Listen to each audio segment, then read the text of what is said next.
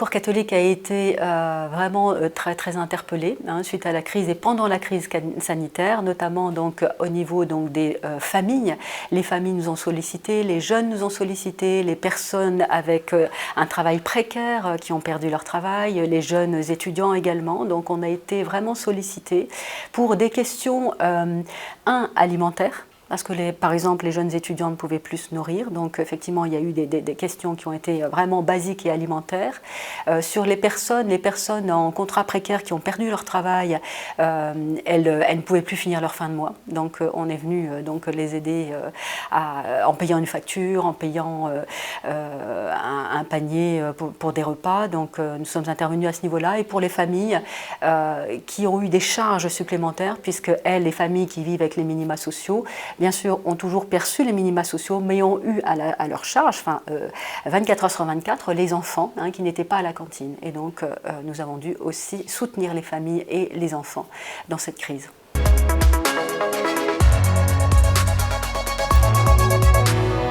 En cette rentrée, la priorité première, mais qui est l'ADN du Secours catholique, c'est de lutter contre la pauvreté.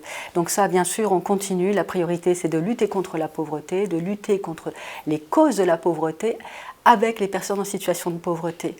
Avec en ligne de mire, bien sûr, les échéances électorales de 2022. Puisque nous avons les législatives et la présidentielle.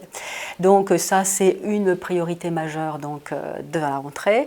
Il y a deux priorités aussi qui sont importantes pour le Secours catholique. C'est l'écologie. Je pense qu'on en parle de plus en plus et le Secours catholique se pose déjà les questions comment se mobiliser l'association et les personnes en situation de pauvreté sur cette question. Et le troisième point, c'est continuer de répondre à la spiritualité et notamment aux demandes, comme le dit le pape François, aux demandes des personnes en situation de pauvreté. Ce rôle du Secours catholique, c'est vraiment lutter contre la pauvreté, créer du lien fraternel avec les personnes en situation de pauvreté, parce que malheureusement aujourd'hui, bien souvent, elles sont exclues. Donc on le voit, que ce soit pour les familles en situation de pauvreté, que ce soit pour les personnes issues de la migration, toutes ces personnes qui se trouvent exclues de la société, qu'on puisse effectivement les intégrer et créer un lien fraternel avec elles, au sein de notre association, mais aussi au sein de notre société et dans le monde.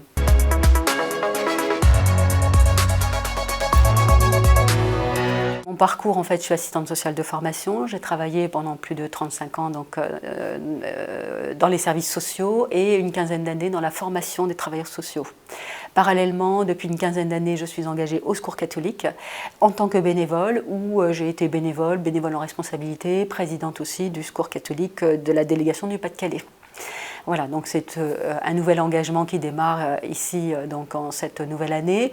Et donc ma conviction profonde, c'est que nous devons lutter contre la pauvreté avec les personnes en situation de pauvreté. Parce qu'effectivement, tous les plans de lutte contre la pauvreté qu'on met en place, qu'on essaye de développer, fonctionnent plus ou moins, soit un peu, soit pas du tout.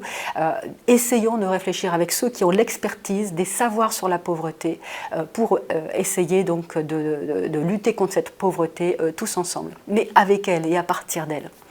J'essaie moi personnellement et aussi d'entraîner le réseau à